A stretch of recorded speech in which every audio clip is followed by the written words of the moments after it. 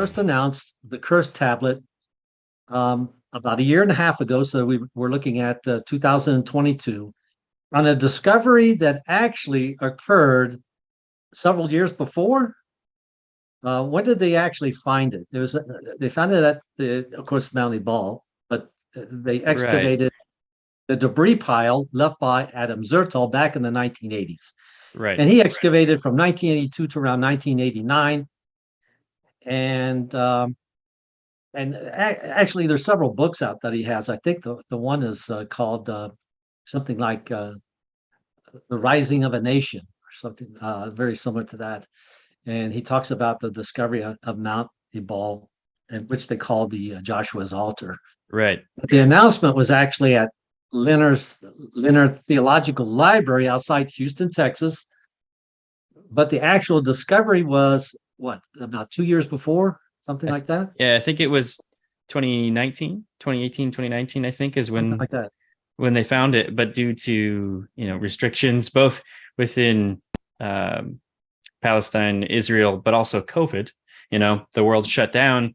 They had a hard time processing everything, along with, I think they have to get special permits and paperwork to be able to ship artifacts like that out. So it took them that long, what, 2, 3 years before they could actually get anything out. Mm. Right. And they were, since it's a folded lead tablet, you just couldn't open it and read it. Right. They had to use a specific type of like CT scanning, which was called the tomography. Right. And so they're reading layers, which would be actually possibly difficult, different type of technology.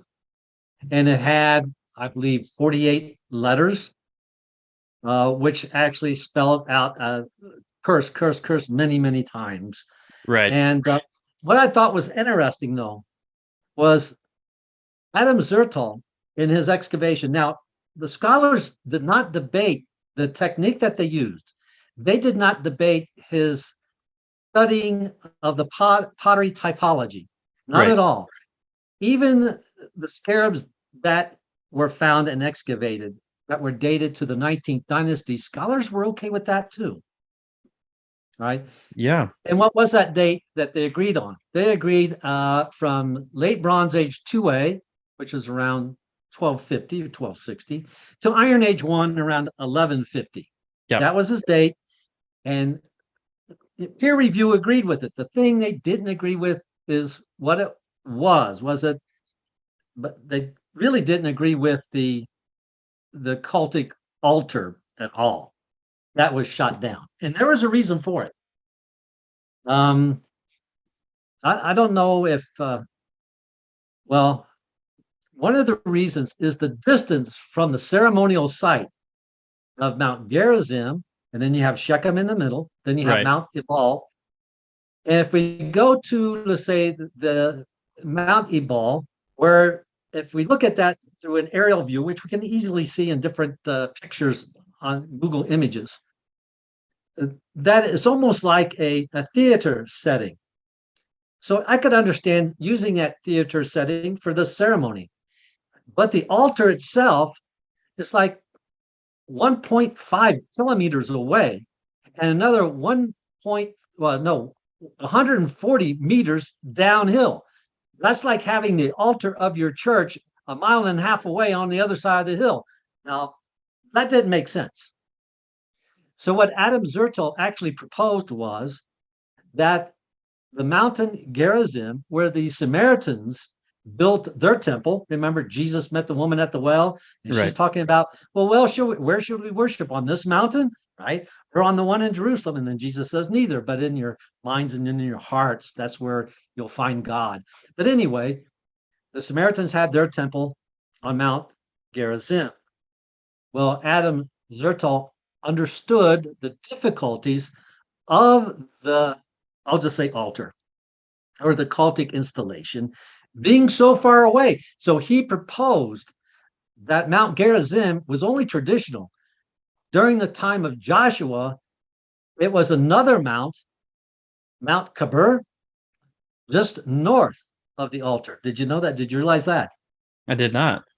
Well, so anyway, that's a number one reason it got shot down. This is like, how can the altar be so far away and on the other side of the mountain? Now, I had a chance to go there, but it's a restricted military zone to go there. Oh, wow. So you're going into what we would call a Zone C in the West Bank territory.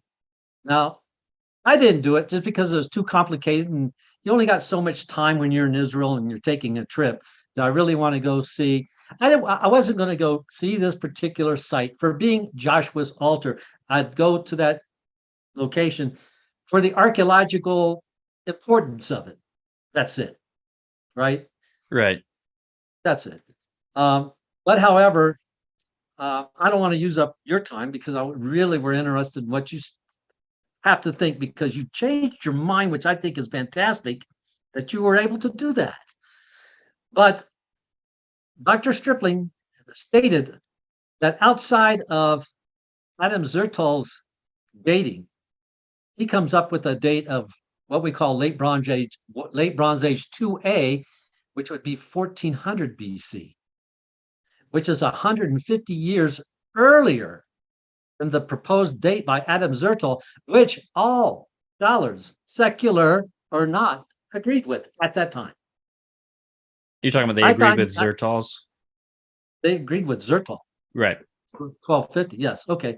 So anyway, that's my little spiel to help set this rolling a little bit. That we have a situation which I think we got a huge biblical bias going on. Why are you changing these dates? Why are you changing the dates of these scarabs that scholars have already seen 40 years ago? Right. All right. And want to place it 1400 BC. What's so important about 1400 BC? Well, if you take the scriptural narrative extremely literal, and we take the Exodus at 1446, thereabout, Right. in the 18th dynasty, and we have to, and then since we're taking it literal, we have 40 years, actual 40 years wandering in the wilderness. Then we place the entering into Canaan and the conquest somewhere around 1400 BC. That's why it's important. Correct. That's what I believe. Now, if that's the case, wow, you're overlooking. I shouldn't say overlooking. I don't want to be unfair, but we have so much archaeological data that to make that type of decision baffles me. Right. So Go for it. you mentioned the redating of the scarabs. I think what I thought about his dating was he focused more on the lead itself and his analysis of the lead and how it came from that Aegean lead mine. They And call it Labrion. right, along with how like the imports, exports, and when that would have started or ended from that region into Israel, or at least areas around that. I thought that was interesting. And I think if he were to base his date on that, on when he thinks the lead should have entered, therefore, if it's buried around a similar time, the date for writing whatever inscription might be on that tablet, that seemed more solid to me than redating, like you said, something that may have had a better consensus. So I think that was a better point to his argument on trying to date the site around the lead. And I thought that was quite interesting. I haven't heard anyone speak against this. I've heard it mainly talking about the content of the inscription that was debated, or if there's an inscription at all, rather than what he was dating. I don't know if you've heard anything on the discussion of the lead. Sure, I have. But anyway, that's a good question because he did emphasize on the lead. However, lead, like gold or like silver, can be reused over and over again, and lead is extremely malleable. The mine in Labrion was used in the late Bronze Age. That's true, but it also continued to be used in the Iron Age up to the 5th century. So, with a large, expansive date of the use of the mines in Labrion, all right, just to point out and say this dates to the late Bronze Age. I think it's to me leading the listener Yeah. And so I think if he doesn't have that point about timing, and I could be incorrect about this. I think he ties it to whether it's a list of imports or a knowledge of traffic, like trade routes, that the import of lead or materials products from that mine stopped and at Right. a specific point, or at least was more prominent during a certain point. And so he was tying it to that rather than just redating it because he wanted to.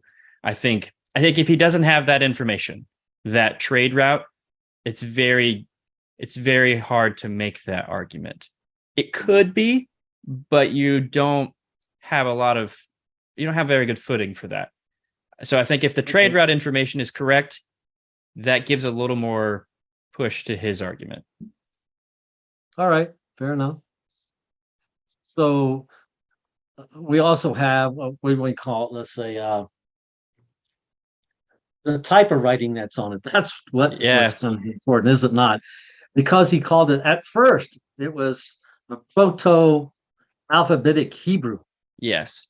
And actually, I never heard before that the term proto alphabet. Sure. Proto Canaanite. Yes. Proto alphabet Hebrew. Sorry, not that one. I think it was used. So if we hear the word Hebrew, that ties into Joshua and ties into the altar. So therefore, it must be those guys, you know. But Yes. now that we have the publication out, and it was kind of in an odd journal as well. It seemed like a journal that would be discussing, like you said, the actual metal being used, the product, you know, being Right. analyzed, rather than the archaeological find itself and uh, uh, other epigraphers to jump in on this. Which, if we've Yeah. been following this on YouTube, they jumped in anyway, right? They did. Yeah. So I thought speaking of the journal he chose, what's interesting, I watched several interviews with him, and he was being interviewed by YouTube channels or apologists or other archaeologists. There were several of those that I watched, and then having watched just other channels who were interviewing epigraphers and archaeologists or just historians, people who are on YouTube talking about these topics. Um, the focus of the conversations was completely different. So Dr. Stripling focused heavily on the criticisms being brought up about the type of journal Right. and why he did it this way or that way, the metal, the tomographic scanning, and I honestly had no issue with the scanning part because I've seen other inscriptions where they've shown clear markings. I think one was Mhm. a form of Greek or Latin or something, and you could see the lettering. It was like this makes sense on why you went this route because, like you said, if you crack this open, you're probably going to lose anything that might be in on the inside.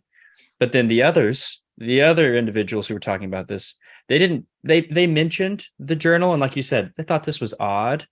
Um, and there might be some poor reasoning and maybe even a way to get around some peer review, but yeah, it's all you're not sure. You don't know motive, but they focused more on the epigraphy, on the writing, on the interpretation of the writing and what the symbols look like. And it didn't seem like the others with Dr. Stripling that they talked about that at all. I wanted to hear him. I wanted to hear him what he had to say about why Right. Galil, why the epigraphers thought why they thought. Can you point out certain pictures and certain symbols and show me how you got to that? They Right. didn't. I'm sure there might be some. I hadn't seen them. I was looking for them when this came out, and so I ended up finding myself following where the evidence led, which was more against his interpretation. I There might be some letters there. I think there were maybe a few that weren't obvious, just impressions in lead from it being smashed or covered with debris. Um, but it was really hard when they showed you the route of interpretation of the lettering, Oh, the and route. yeah, That's it interesting. They call that meandering. the the What they by the ox or the axe plows back uh, and forth or whatever. Bostrophenon. That's it's supposed to be Yes, like a bostrophenon. right. That's Which one way of. Yeah. But his was like, what did Dr. Robert Hargill, he said, a drunken ant at a picnic. That was his Yes. explanation. I heard Yeah. another scholar say something like it was an intoxicated camel wandering in the wilderness Right. because It's it goes all over the place at different levels because there's letters underneath letters. right. Which we know that mediums of writing get reused, so that's fine. It's normally not metal, but again, trying to give benefit of the doubt. I always try to, and then see where the evidence leads. It's like, okay, maybe it's such a small tablet. Maybe they, it's really hard to write. Maybe they did write over it. That's fine. But you'd think as they're writing, if they're writing in the same route, you could follow the overwrite. You could Okay, figure that's a out the pattern. good point. In working with museums, that's part of what I do. And actually, the preservation of artifacts. Sometimes, they do come in kind of crusty and they'd have dirt on them Right. or what we call patina. And sometimes if it gets bad, especially bronzes, it might even contain bronze disease, which we have to treat. Okay. And when we treat a bronze for bronze disease, we actually might lose the patina. It's like losing the green that's on a penny. Right. And of course, if you have an old penny, you really shouldn't move that patina because that's what gives it its significance, its age. But sometimes we can't help that. We got to preserve it from that bronze disease because bronze disease does not care if that item would be of like $300 or $300,000. It doesn't care. If you don't take care of it, it could be gone in a month. All right. Okay.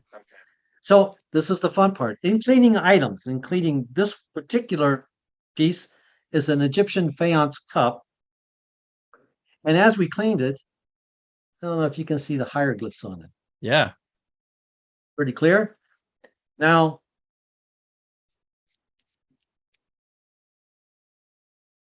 this is sometimes the danger of wet sifting is that if they're writing on what we call ostracan, writing on a pottery, and you're wet sifting, you can actually scrub the ostracan clean. You know what I mean? That's part Oh, of the problem with wet sifting. So you dry sift to try to find the rarity of an ostracan that's writing on a pottery fragment. right. That's like sending a postcard in the ancient world. But then again, I'm wetting this down so that you can see what happens, how clear it is now. Right. My picture is very, very small, so I can't see if it's clear in my camera. No, I can see it. All right, so this is a way you can see if you know anything about hieroglyphs, just if you read it, anything on Egyptian history, you can see the clarity and the functionality of the hieroglyphs. It's not all over the place. Right. It's not meandered. Okay, here's another one. And this one was encrusted um, with the patina, very, very thick patina, and it's made of bronze, and it's called an Egyptian situla, and it's from the Hellenistic period. So let's say 300 years BC, or for us, 2,300 years. And an Egyptian situla would be used, let's say, in a ritual of death, a Okay. ceremony where they're going to bury the dead. And it just happened to have bronze disease on it. So I was treating it, and I wanted to be very, very careful because it's a very large situla made of bronze. And it took me 6 months to clean it. Oh, All wow. right. And as I was cleaning it, I had to try to remove the bronze disease and not scratch it. Does that make sense? Not Yes. scratch the bronze. So I'm going to make a point. Seems like I'm going off subject, but I'm kind of not. So hopefully this will work. But as I was cleaning around the rim of it, with the scraping the patina off and making sure there's no bronze disease underneath, hiding underneath the patina, you know. So I thought I scratched it, how Scott said when he saw the little 2x2, he said his heart butt pumped. When I Yeah. scratched the artifact, that's what it's like. Oh my God. But since I still got to continue to clean it, it still needs that bronze disease. But guess what? It wasn't a scratch at all. There was hieroglyphs underneath patina. Oh, Now wow. I don't, and oh yeah, of course everybody went crazy when they saw it. And of course, here is the situla. Look how large it is. Wow. I don't know if you can see That's the green beautiful. patina still in the inside. Yeah. Well, that's how thick it was. And then it had a darker blue. It kind of looks like, a pool cue that you Yeah. chalk it up. If Bronze disease looks like that when you scratch it, it's like, huh, like that, and you see that and you say, ooh, I need to protect this right away. And that's part of a curator's job. And so in treating it now, I don't know if you can see this at all, but it's right there on the rim. I'll move it This, back and forth. yep, the smaller ones Huh? on the rim right above the Can you see depiction of it? the animals. I Right can in see here. smaller ones. Yeah. Okay, all the way around. Look how fine that is. Yeah. Okay, now this is a uniform system of writing. And even though you can't translate it, or I couldn't translate it, I could say this is intentional. Right. This is crisp. These symbols represent hieroglyphs, right? But when we look at that curse tablet, you tell me, I can't, I Yeah. don't know what we're seeing, buddy. Yeah. And that's, And I've seen a few, and they're more critical reviews of the tablet, but I've seen a few of them show, they say, well, to Stripling's credit, yes, there does seem to be in early Hebrew or early Canaanite writing, there doesn't seem to be like you pointed out with the hieroglyphics, it doesn't seem to be a specific uniform, this is how you write this language. Sometimes it is right to left, sometimes it's left to right, up or down, and even very infrequently that as the ox plows back and forth. But the tablet does none of those. It's it almost a doesn't. combination of all of them. And if we had several other inscriptions where you had a mixture of writing forms, you might be able to say, well, here's another one. But we don't. We do have right to left, we have left to right, we have up and down, but we don't have them all smashed together where you have to very subjectively choose when you go what direction. That was my issue with it, was it maybe it is a weird direction, but how do you know which direction it is, Oh, if any? that's just part of it. I mean, there's other examples of proto alphabet. Proto, maybe they call it Sinaitic. It depends on where Right. it was discovered. But it was first discovered by Sir Flinders Petrie, I believe, in 1906 in the Sinai, which was actually a turquoise mine. Right. Yeah, I know what you're talking about. So there was a statement that was made, I think it was by Dr. Stripling, that scholars don't believe that Moses or Joshua had an alphabet to write with, so they couldn't write. Well, we've known about an alphabet now for 100 years. Right. So the real question wasn't if they had an alphabet. The question that secular scholars would really ask would be whether there was a Joshua or a Moses, not if there was an alphabet. I don't know if that Right. makes sense. Right. Yeah. And So, I, yeah. so when he's saying like we don't have an alphabet, dude, we got an alphabet. We've known about it for well over 100 years. Yes, there is the ability to be literate in the ancient world and in the late Bronze Age. It might be rare, but hey, you know what they just found? Well, it isn't just found, but it's been in the newspapers. Actually, it was found several years ago, and it's a ivory comb made of an elephant tusk. And guess what it has on it? Is it lettering? Proto-alphabetic. There's Proto-Canaanite. And on Wow. the comb, it actually tells you about is to be used to comb your beard. And the other side has very fine teeth, is to remove your lice. And it's the Good very lice. first sentence. It's the very first sentence in, I'll just say Proto-Canaanite. Okay. So we do have it, and it's not meandering across the comb. It's in Right. an order. But this is neat too, because we all make, you ever write a letter, and then as you're writing the letter or on the envelope, you run out of space. Yeah. So you start trying to make things fit. Like it gets a Yep. little smaller or you go up a little bit. They did the same thing with the comb. Yes, the letters are there and it can be it's readable. And I think one of the peer review was actually Christopher Rolston. Oh All wow. right. Okay. Yeah.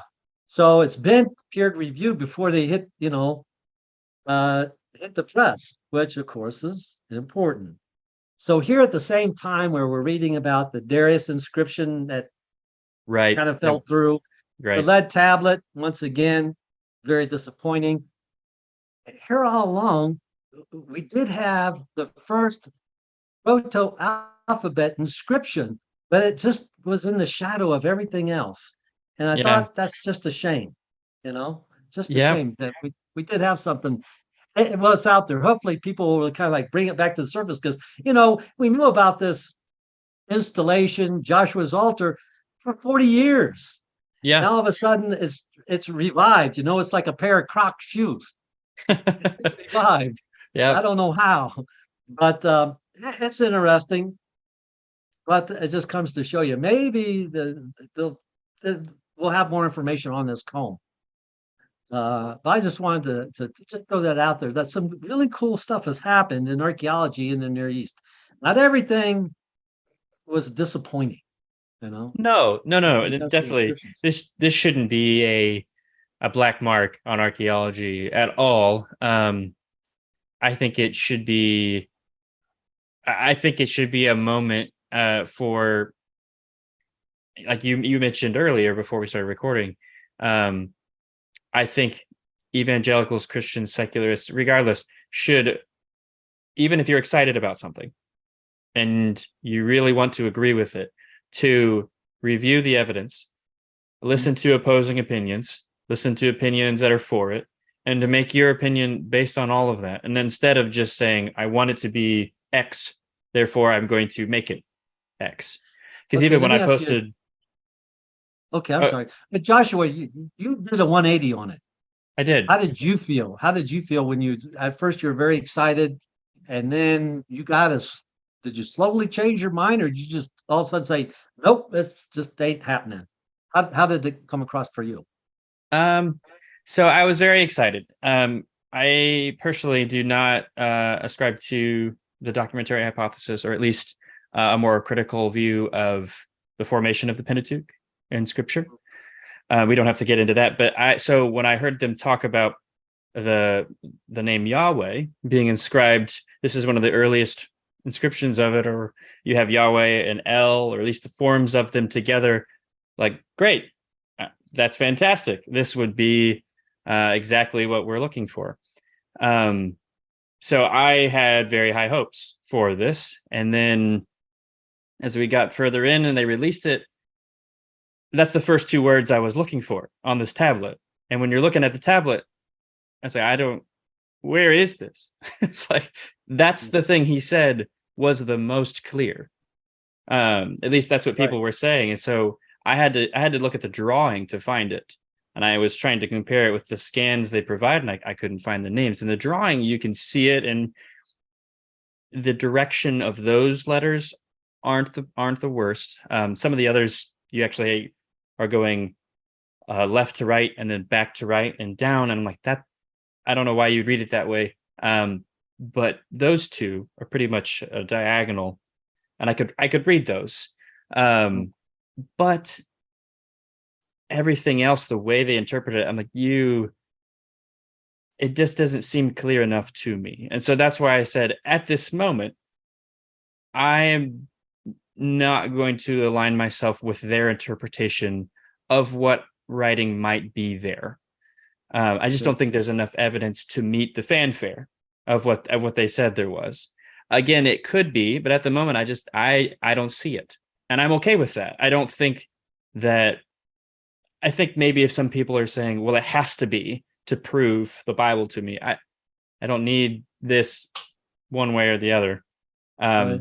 It would be very nice. It'd be very exciting, and I was excited, but that's okay. There are plenty of other things, and I think, like I said, you need to be willing to be wrong. And that's, I think I respect someone more if they're saying, you know what, this is what I thought it was, and doing more research, I was wrong. And, I'm going to keep moving. That shows someone who is not just going to read their bias into everything. Everyone has bias, and you need to be willing to admit that. But yeah, I learned at a fairly young age that um, being wrong is okay. Is actually, you want to be wrong so you can get your viewpoint more in line. You learn where you need to grow when you're like that. Otherwise, you're just right. concrete. You know, that's interesting because in the past 30, 40 years, how many times has the Noah's Ark been found? How many times has the Yeah. Ark of the Covenant been found? Or Yes. the Red Sea crossing, the chariot wheels, and all that. And this is what gets me is that we got so well. It's a lot easier to get information now because of the internet, and Yes. scholars can be very gracious when you contact them. I mean, years ago, this is many years ago, when I first started, I thought I was being very clever when I identified this type of pottery is from the Middle Bronze Age and it's from the Hyksos period and it's called as first named by Sir Flinders Petrie. It's called Tel El Yehuda ware. All right. Funny name. But the thing is I thought, and it's got a stipple pattern on it. It's very unique. So when these people seem to arrive in the land and take over at least the trade route, the Northern Nile Delta, and along the coastal plain of Canaan. And I thought, wow, I think I've identified this Tel El Yehuda ware with the people called the Hyksos. I was excited. Yeah. And so I sent, I think this is years ago. She probably don't even remember. I sent a little email to Dr. Jody Magnus. And she was very gracious, and she pointed out a book, and it was by Ruth Amaran. I think it's 1960. 1960. I don't think there's a color picture in the book. But anyway, and she gives me the page and the paragraph, and here in very academic, in this book on ancient pottery, the author actually stated that in this period, in this Middle Bronze Age period, she identified it with the Hyksos. So here I thought something was Ah, new. And yet, what I thought was something they already knew for the past 40, 50 years. yes. That's peer review. And the thing is that, so I learned it without stepping out and saying something and people going, we known that for a long time, Yep. There's graciousness above scholars. I believe if we respect that, you know, respect their position. You know why they're professors at universities? Because they deserve to be. That's why they're there. Now here's some statements that were made on the web. If you don't mind, I'll read them. You probably already have. Dr. Dan McClellan. Yes. He goes by the website, Dr. Dan McClellan. On this tablet, he just said, the lead tablet, he said, it's wishful thinking. Yep. Dr. Robert Cargill, he had 4 episodes, pretty extensive on the lead tablet, And he basically said, well, this is going to be paraphrased. There's nothing there. And then I call this guy the most beloved Egyptologist in America, Dr. David Falk. You got to love his program. At first, I thought, man, who is this dude? He's talking archaeology and he's eating popcorn at the same time. Yeah. That's like, I actually took his channel off. I said, man, this kid, that's silly, And then somebody said, hey, have you listened to this guy? And I thought, well, then I forgot. And I went back to the channel. He's talking about the Exodus, and it was so informative. And I said, this is the guy that was eating popcorn. I said, I was judgmental. I was very judgmental. So now I call him America's most beloved archaeologist. I And he like that. used the term pareidolia. I mean, he's like seeing images in the cloud. Yeah, or like And the then the ink blotches. Dr. Chris Rolston, okay, the most renowned epigrapher, actually called, this is what he called the Rorschach test. That's the Yep. images you're Yep. talking about. So, if I had this situla right here and I sent it out to these gentlemen, and for peer review, before I say anything, translate it for me, will you?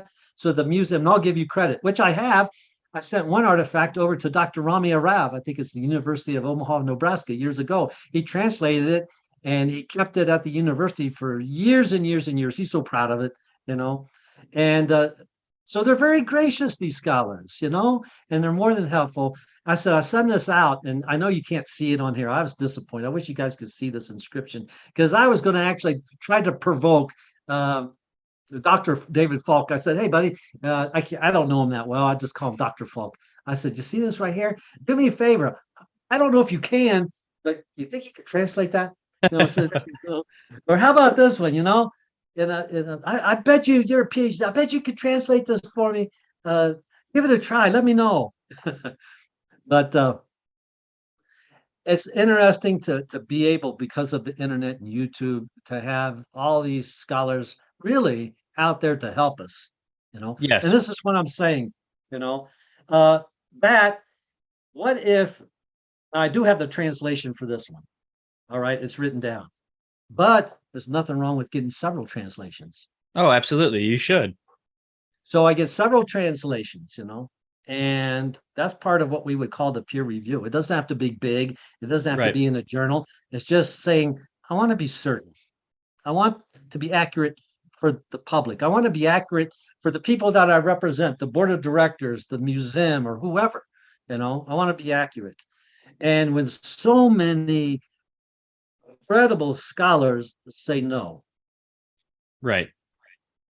and just like Jody Magnus said, well, you know, we've known about that for a while. This tell Yehuda where you're, you know, but that's not bad that you found it, you know, on Right. your own. You found that, but don't act like you claimed that, you know. Right. And I said, you know, what I do. I said, you know, I appreciate that, you know, because that keeps me from going out and making some kind of a announcement that I thought was true, but not necessarily. If I did a little, just had enough, you know, to get away from my self-centeredness to say, hey, what do you guys think? You Right. know, and they tell me what's up. Save me some embarrassment, right? Yeah. Nothing wrong with that. So, in my opinion, if this was my little doodad and I found it, oh man, I definitely want to, you know, be known for it. That'd be like an Indiana Jones discovery, right? Right. You think But if I went, yeah, go ahead. no, sorry, I didn't mean to cut you off. I just you'd think Oh, go ahead. you'd have I mean, he said he had, you know, certain individuals who were each specialized. I'm talking about Dr. Stripling on his excavation, which is great. I mean, not everyone is able to know everything about every field. But like you said, you think that he would want additional opinions on the epigraphy, um, not just the one or two that he had kind of on staff for this excavation or the individuals he chose for it.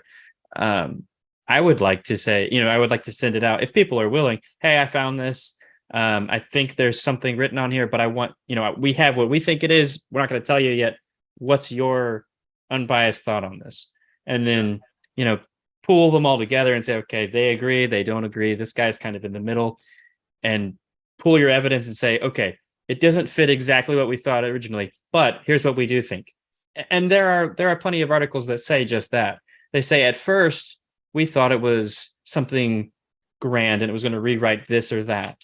But on second thought, we're not quite sure. We do think there's something here, but we need more study or whatever. Their conclusions are rarely it's this and it can only be this and this is, and it's not something that's normally going to change archaeology forever. You know, it's those big grand statements often are too good to be true.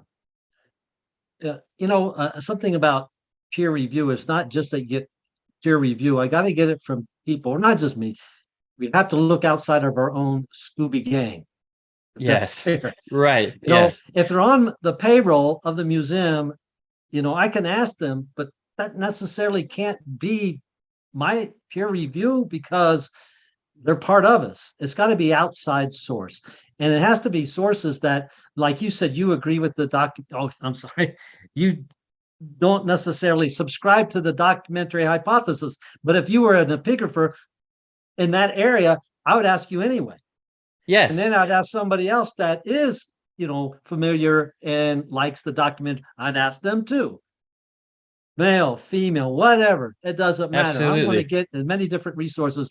And when somebody, you know, Dr. Falk, man, he goes into research. I don't know how he gets it. I think he's a research assistant for Kenneth Kitchen. You ever Oh read the wow. book? Yeah, the book Reliability of the Old Testament. Yes. That is like this freaking thick. And It's you go on to my one page. shelf. Oh, look at that. You go to one page, you got to flip it over, man. It's so intense. And it takes forever to go through. As a matter of fact, I just tackled it in subject matters, you Yes, know. you kind of have to. But he, he seems to. I think he was a research assistant for Kenneth Kitchen.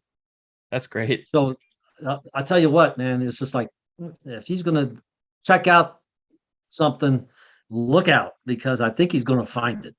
For Yes. or against. And I sent him a little message, correspondence saying, "Wow, I wish you'd teach a course on how to do research."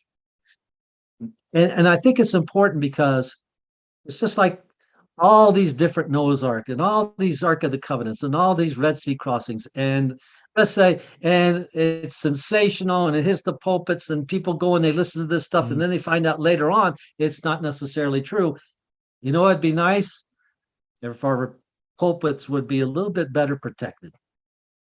Yes. Because how many people, even to this day, if I say something like, you know what, they have not found the Ark of the Covenant, how many people would say, don't you know about Ron Wyatt? Where you Right. been? You know?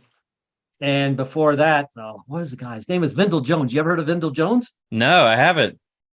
He was looking for the apothecary from the temple, and he supposedly found it in a cave Okay. down by the Dead Sea. Randall Price wrote a book on The Stones Cry Out, and he mentions Vendel Jones. And Vendel Jones claimed that he was the character for Indiana Jones simply because his last name was Jones. Ah, But this stuff, at first, this was like 30 years ago, maybe more. I believed him. I believe, like he looked, he's a senior citizen. He looked like Indiana Jones. He's out there digging. He's covered in dirt. He's got people that follows him. He might even had a PhD, good enough for me. What did I know? So I thought, wow. And then, of course, somebody else that knew more, like Dr. Randall Price, he mentions like, well, wait a minute, like you did. You learn the facts, then you back up. And, I do think that's important that, we look for peer review, but also, we got to be careful that we just don't jump on the sensational bandwagon and subject the people, the laity, the people in the pulpit, to things that might hurt their faith, right. because who knows that they get very discouraged and say, hey, this kind of fell through. What else isn't true? You know? Yeah. Actually, you mentioned Wrong Wyatt and his supposed discovery of Noah's Ark. Actually, when I was I think just going into high school, so probably a freshman, um, I had gone to a Sunday school class, and we talked about topics like these. We were exploring different possible things of archaeology and apologetics, and one of them was Ron Wyatt's documentary.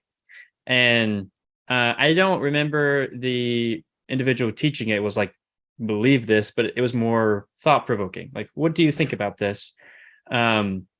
Which was good, but I was a high schooler and I was very much like, wow, they found Noah's Ark. And I remember doing a speech in speech class about it and everything. And it wasn't until college when I went so I studied geoscience for my undergrad. Okay. And on the whiteboard, I walk into class and on the whiteboard, we'd have different landforms and structures of geology on the board. My professor would put different pictures on them. And one of them was this folded rock formation it looked just like what Ron Wyatt says he found up on the mountains of Ararat. It's like, hold on a second. What is this? And we were learning about it's a plunging fold in the rock where rock layers they've been laid down flat, they get folded, and then it gets tilted. And so it's this think of, I don't have something here, like a piece of paper. Like it's bent and then it gets rotated. And so you have this weird plunging half rolled piece of paper that gets cut on half. And so no, that's what you have is that eye shape he thought looked like a ship. Like that looks just like Noah's Ark. And so then I started doing more study. I actually looked into a few different Christian organizations and they said, yeah, it's most likely not Noah's Ark. And then they gave some good ideas about why. If and I think there was the flood. If there was a flood, all of the earth was inundated with water. No more forests. Nothing is there. Everything's gone. What are they going to build with? Like if you have 8 people, right? You have 3 breeding families and then Noah and his wife. they might stay on the ark, but as they populate, where are they going to get lumber? Where are they going to get tools and fuel and things like that? Probably the ark. So if it was there, it's no longer there.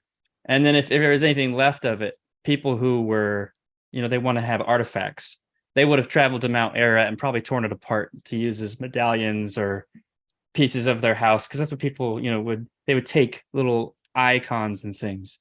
Right. It's not there anymore. We're not going to find it, even if, so I was like, I was so angry. I was very, very frustrated, not because I was wrong. I'm fine with that, but because I told other people that it was right. And so I was teaching them that. So I was very upset. And it's that point that I decided I'm never going to teach someone something unless I have a very good certainty about it. So when I make videos like about the curse tablet, I'm more than willing to say, no, I don't think that's what it actually turned out to be. I had high hopes for it, and that's not the evidence. Because of my past experience with things like this, I got caught up in that, and I was very excited about it. It's okay. It's okay if it's not. And I think we should not be dogmatic about those things. That's interesting because years ago, I think it's maybe before my son was born, so it had to be 13 years ago, Dr. Eric Klein wrote a book, I believe it's titled Myths of the Bible, and he said we should be looking for Noah's barn. Yeah, I mean, there you go. Same thing you're talking about. Yeah, same it's thing. Not going to be there. Yeah. Well, that might hurt some people's feelings. That should not be what make or breaks your faith in a text. Well, you know what? If I had all that wood, I would say, like, what am I going to do? Even if there were trees, am I going to cut down more trees? With what? With what kind of tools? Yeah, it's already there. So I'm going to tear that thing apart and make some houses or something, right? That's what makes sense for me. Right. Okay, let's go. And back to the first tablet. I pulled out some artifacts from the museum's collection because he mentioned it was in, I believe it was Scott Stripling answering your Mount Ebal questions, something like that. Yeah. And about 5 minutes in, he made a proclamation that he found what did he find? The stylus. An iron stylus. Now, actually, this is Roman period, but it's iron. It's hard to find iron. Why is it hard to find iron at an excavation? It rusts. It oxidizes. Yep. It rusts. And it's very, matter of fact, I had several bronze handles to swords and not much left of the sword in some cases because the iron rust. But this is actually an iron stylus from the Roman period. Now, it doesn't come down. Now, what the Romans did, they actually wrote in wax. Okay. Right. And then they probably use a seal ring and then seal it with the ring and then close it'd be like in a box. And they close it so it protects it. And that would be the arrangement. That would be the deal. All right. But they write with an iron stylus. But the thing is that the Iron Age begins 1200 BC. Now, it doesn't say on this particular day, this year, this month, this is the Iron Age. Right. Of course, 1200 BC would be beginning of, you could say, iron being used by people outside royalty. Because in King Tut's tomb, all right, this is 18th dynasty. So I forget the date of it. It's going to be something like what? 1320 BCE, around there. Which if I say 1320 BCE, and that's like 100 years before the actual Iron Age, but this is the ruler of the world. Right. And he has a gold dagger in his tomb, and he also has an iron dagger. This was actually made by Dr. Chris Udd. I'll give him the credit for it. It's pretty cool. This guy's pretty handy. He makes some really cool stuff. I like that. Yeah. But the thing is, it was actually made out of meteor ore. That's how rare it was. Yeah, I think I've read about that. That would be quite an interesting piece to have. So when we look at the claim that he found an iron stylus, and knowing that iron was so rare and valuable that it's found in a king's tomb, and really, I can't think of any other place offhand that far back.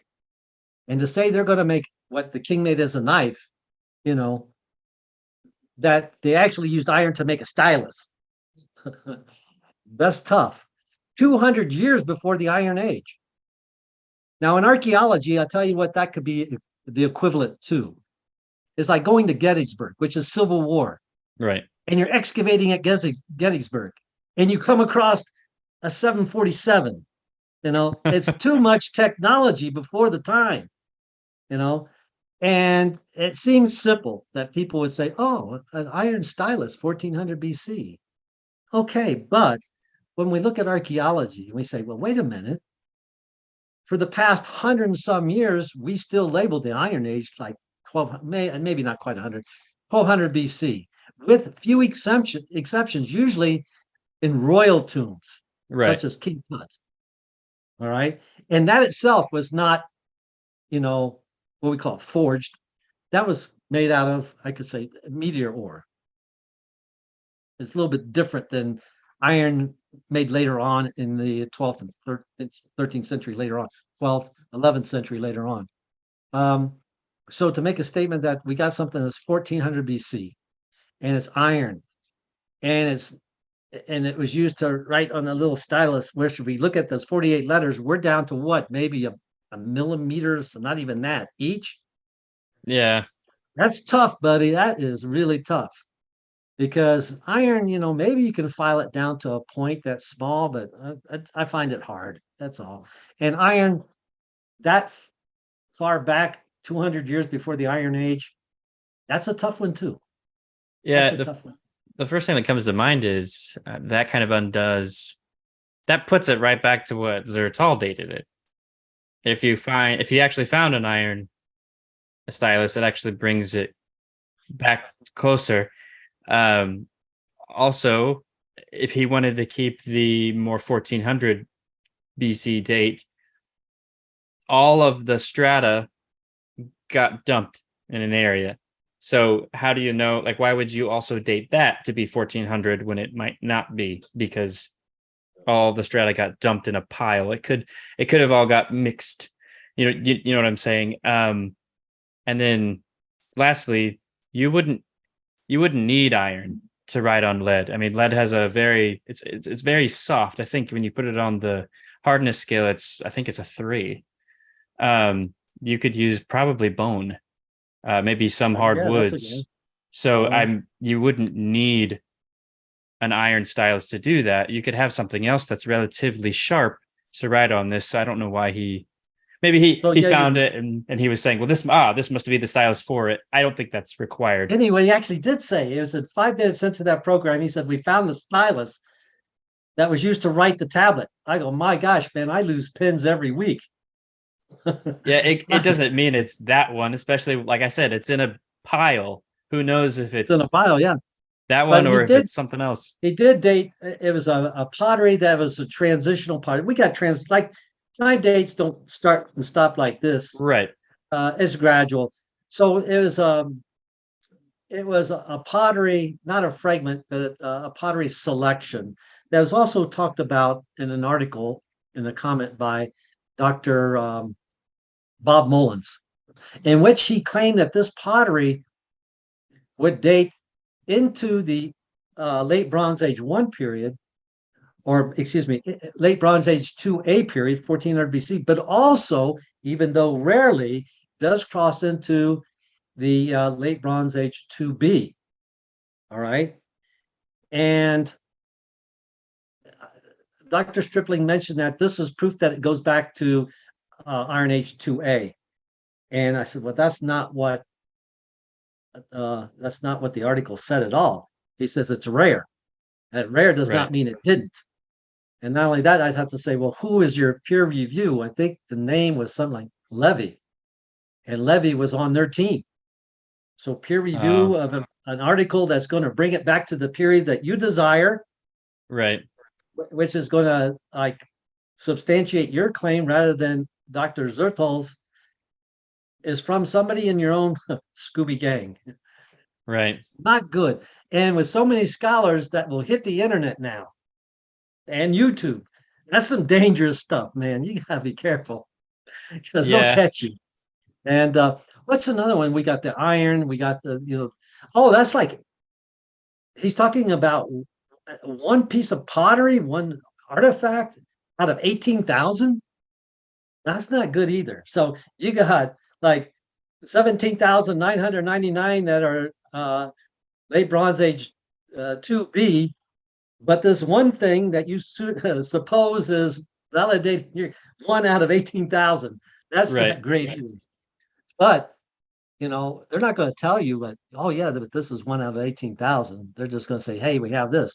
And then, you know, I'd have to say, was Bob Mullins misquoted, or just failed to say that word that possibly, maybe, Right. Right. rarely.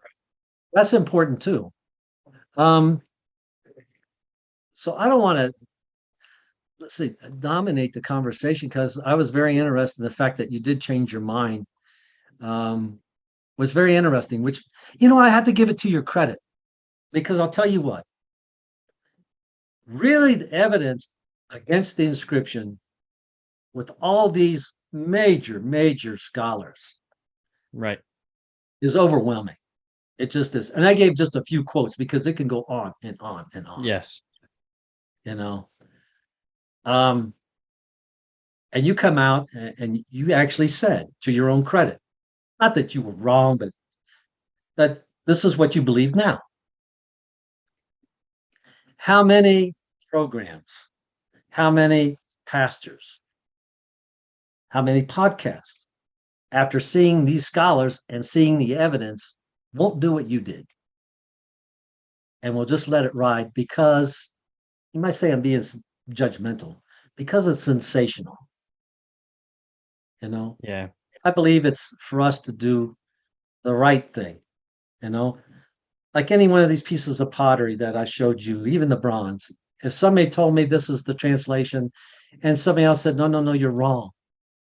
And I said, well, tell me what you think it is. And I said, I had a couple books written by Petrie and I did the translation myself.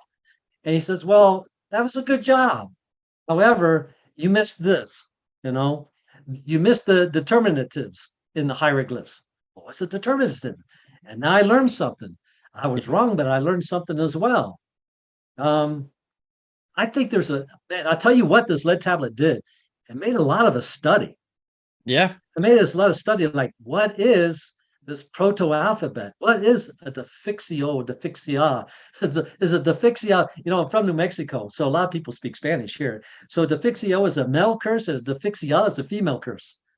Just joking. No, But I appreciate your words about that. It's something that I definitely think that it's been instilled in me, even at college. I've been taught never believe someone and what they have said just because of who they are, whether they are your pastor, your professor, your mom or your dad, or whomever. That doesn't mean you disrespect their authority or their position. I mean, you should take what they have to say, but you don't just immediately have blind faith in that statement. So even when I was in college, I was hearing some things that I had not heard before. I had been taught a more traditional Christian faith. And I heard some things in scholarship that I'd never heard before. And I said, I need sources. I need more than a 1 credit hour, presentation on this, and just my Old Testament survey book. I need the scholars' books. I need to go read what they wrote and understand it, and I want to analyze it. And then I'm going to go read the opponents of that and hear what they have to say on critiquing that hypothesis or whatever the theory might be. And then I'm going to make my own decision.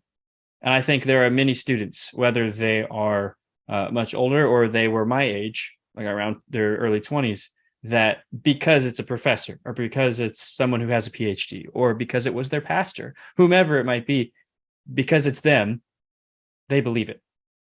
Especially if it is going to line up with their view. Like you said, it's more sensational. I can't do that. I just can't do that. I've been wrong too many times before, and I want to make sure, especially on these things, if I'm going to tell someone or teach someone, especially on my YouTube channel or at a church, I better be right, or at least right enough that I can say, here's all the evidence for it. This is why I believe this way on this topic. And that's what I've always done. And so this was no different. I wanted to make sure, yes, this sounds really, really good. And then when the publication came out, I read it myself. I read it a couple times, and then I looked up, like you just said, doing some research. What is dysphyxia? What is tomographic scanning? What are all these different things? And then I listened to multiple podcasts, multiple YouTube channels, Dr. Stripling himself, people like yourself. I wanted to make sure I had a well-rounded thought about it. And then I made my next video on this is what I think about it now. And I think we need to do that with every single topic. And we need to be very, very aware of our own thoughts and willing to change those. And that's my philosophy on studying something. That was, as I would say, the correct way to do it, because in my years in the field, like identifying artifacts. Yeah. When I first started off, I asked a lot of questions, and so there's been occasions where I go back to the museum and move artifacts on a shelf from one period to the next. Yeah. But I'll tell you what, even scholars will differ in opinions. Absolutely. So I have one scholar, and a good scholar, if you read their book, you'll say, "Oh wow, I think they're right." And then you'll have another scholar talking about the same subject, and they'll have their point of view, and they're so good, you think, I think they're right. And you're looking at yourself, it's like, oh my gosh. I said, it's getting confusing up in this place here. Yep. And it was kind of like that with archaeology and sometimes with artifacts. I have one scholar go to the museum. I said, if you see anything that you question, here's a funny one for you. I wish I still had this artifact, And the individual's name is David Hendon. And he's from Nyack, New York. He's retired now, but he is an expert. He's got a number of books out on biblical coins. Okay. All right. So if I had biblical coins, I needed questions, and I go to Mr. David Hendon. And he also was very knowledgeable on ancient oil lamps. So I had in the museum, we had about 200 different oil lamps going all the way to, I think, Chalcolithic period, believe it or not. Oh, wow. And so anyway, he's eyeballing it, and then he just stops and he's looking, and he's at the Byzantine period, and it's this really cool bronze lamp, It even had a what we call cryo, the PX. Oh, yeah. Yeah. And it had little attachments where you could hang a chain. Okay. But it also had what we call a ring base, so you could sit it down on the surface and it'd be level. So it had the ring base as well. And he took a look at that. He's looking from side to side, and he says, "Bring that out right there, and let's take a look at it." And he says, "It doesn't make sense to have a ring base if you're hanging it." He goes, now he's not going to say this is the fake. He goes, "I think this one has problems." So I don't know if you ever been in the army. We call it Neverdol. That's what we shine our brass with back then. It's called Neverdol. And we take it and you got a piece of cloth and you rub the Neverdol on your bronze or brass. And I saw, you know what? This is a fake. I'm not going to worry about the patina. I'm going to take it down to see, what it is. What's underneath the patina. See? Yeah. They can use a fake patina to hide it. You're going to like this one. So anyway, I was cleaning it, and I cleaned it, and then I soaked it in some solution. So it was bright and shiny like a new penny. Yeah. It was disgusting. And I flipped it over on the bottom because he said, that's the questionable part. Why is that ring there? And this is a big bronze lamp. It looked like one of those that you can get a genie out of it. Yeah. And I turned it over, and guess what it had on it? It actually had writing. Oh, wow. Readable writing. And you think, oh, wow. No, all wrong. It said, made in Japan. Yeah. So there you go. It made a nice paperweight for years. Man. But I pulled that out. I pulled it out among all. What do you think? Over 200 lamps, we got fooled by one, and that happens. But you admit, I got fooled We laugh and go on, say, I put that on my desk. You know why? Lesson learned. Absolutely. Lesson learned. And now you Luckily, the know. museum did not pay a ton of money for it. I thought, like, oh, good. It looks really good. It was really awesome if it was real, but it was made in Japan. And what they did is they took a Byzantine lamp, an authentic Byzantine lamp, and made a mold of it, and then Okay. cast it in bronze, the top part. So that's what I was looking at with the cryo. All right. Then they took a lamp, probably something like a genie lamp, took the top off of it, and poured that one. That was the bottom, and they kind of like Okay. soldered them together. Yeah. That's how they fit them together. Oh, brother, man, that was funny. So there you go. Peer review. Yeah. That's a form of it. That's a fun story. So live and learn. That one was a mistake, and of course I hate it. I said, the whole time I'm cleaning it, I'm thinking, I hope it's not fake. I hope it's not fake. This is really cool, just like the lead tablet. Yeah. I hope it's real. I hope it really says, you know, the sacred name, and it's found on Mount Ebal. I hope it is, but when you clean it up and look at the detail and have peer review, you know, and this guy was not on my payroll. Matter of fact, I paid him to come and do the right thing, right? Yeah. Because he was the expert. And even, I'm sure when you pay somebody, they want to tell you everything is, hey, you're doing a really good job, man. You're the best. I've never seen anybody like you. You're the most awesome curator ever seen. And I would say, shoot, man, give the man a tip. But instead, he pulls this lamp out. I think it's absolutely cool.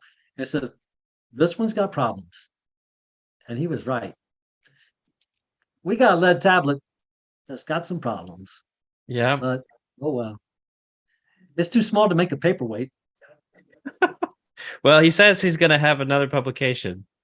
I think he said Uh, on the outside surface of it, you got some more letters and stuff, but yeah. okay, okay. But unfortunately, we've seen quite a bit already. Well, that's I so going over what some people have commented on my video. Right? Um, Okay. they've they've had some other suggestions. Many of them I are reading in between the lines. Um, and several of the people who are commenting on it will admit that they're like, this there's no evidence for this, but this could be one way. So some people think the different shapes and the reason why it's written the way it is because you have multiple hands who are all signing this sort of document. Again, possible, but there's no evidence for it. And so I'll even say that, like, sure, if you had, let's say you had like three people's names at the bottom or something, then you could say, well, look, but we don't. So I said, maybe. Again, you can't be dogmatic about that at all. Another person said they were actually using high resolution photos and they were editing the photos that they've been given and looking at the GIF, the high resolution GIF, and looking at that, and they were actually able to see some more letters than what you could see just from the low resolution two scanned photos from the article. I said, well, maybe that's the case. I said, like you said, I hope so. I unfortunately can't do that study, and I'm hoping they say they have high resolution photos. Dr. Stripling's team does. I'm sure they do with the type of technology they use to scan this. I hope they release those because currently they've kind of left us in the air saying, I don't see this. And so if they do have a second publication, I really, really hope there's a lot more photos. Otherwise, I'm not going to budge. I'm going to, like you said, we have a tablet that has some problems. So we'll see. We'll see if there's any more to come or if it's going to stay where it's at. Oh, very well. So yeah, why not? So, but there's like some more wait and see. We had a year before the publication Yeah. came out. So, yeah, I did read about that too, that there's supposed to be a second publication coming out. Yeah. So, I mean, I'm more than willing to, as I was, to change my opinion if he has evidence that for some reason he didn't provide the first time, let's see it. I mean, absolutely, let's provide it. And I'm hoping that the reasoning why is the journal he chose was more interested in the science of the scanning, and that's very clear. That's what they wanted to do. The first article is focused on that. Maybe the second article will be focused more on epigraphy and the impressions of the letters. I hope so, and that gets some more peer review of epigraphers and not just more. Here's some drawings that we have of poor impressions. I'm hopeful, but at the same time, I'm not going to change unless it's really good. Yeah, that's true. I told you that me and Dr. Stripling did some classes together at Trinity Yeah. Southwest University. Yeah. So, uh, a little bit familiar with the gentleman. I remember driving to the airport. I didn't know he lived in Texas. That's a long way to come for classes. But okay, I wondered, like, wow, he got to fly to come to TSU classes, But I remember him classes years ago, and he really has come a long way. I'm surprised, and the amount of excavation he's done. I know it was Tel El MacArthur, I believe. It's BAR's proposal for a biblical eye, the Yep. conquest city after Jericho, where they lost the first battle Yep. because somebody stole some items in Jericho. Aiken And then he was digging at for years at Tel El Hammam, that's Trinity Southwest, hypothesis of Sodom and Gomorrah. And I believe they see the city as being destroyed by a meteor. Okay. So I know he's been doing, and then also the temple sifting. What is it? The program, temple sifting program. What is it? It's where they take the dirt that was taken from the temple when they were doing restoration and they were building. Oh man, this might be like 15, 16 years, and they're moving the dirt to the Kidron Valley. Yeah. There's a story behind this one too. Like I said, it's 15 some years ago, and I went to Israel, and I was visiting one of the antiquity dealers there.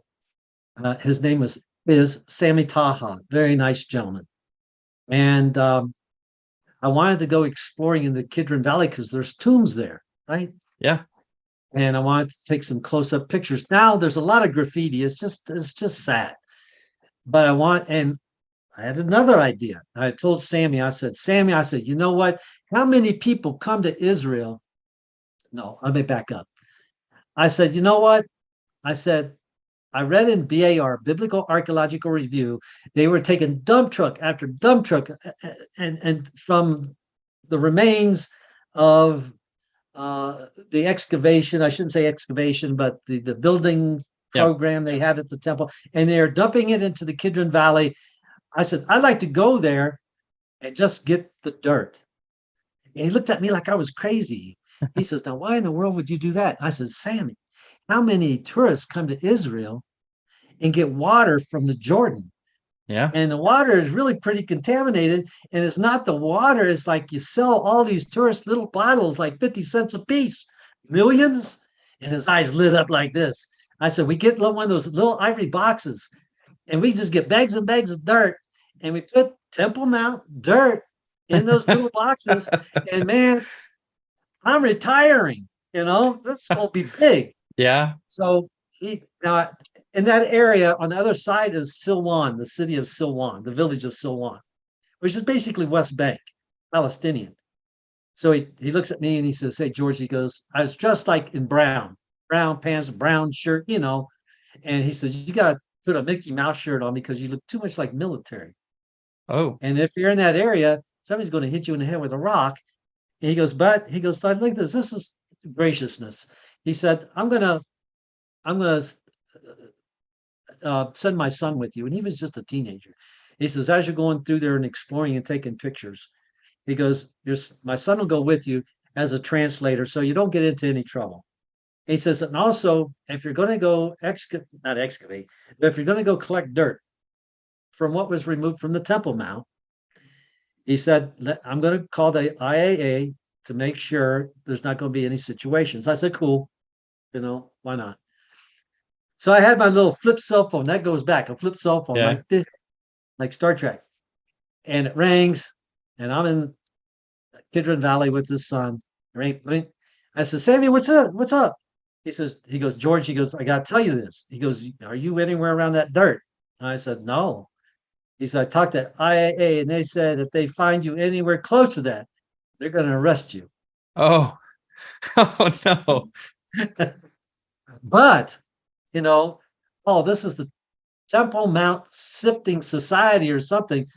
I think it was established by Professor Gabriel Larquet. He found the silver scroll at the Katofinome.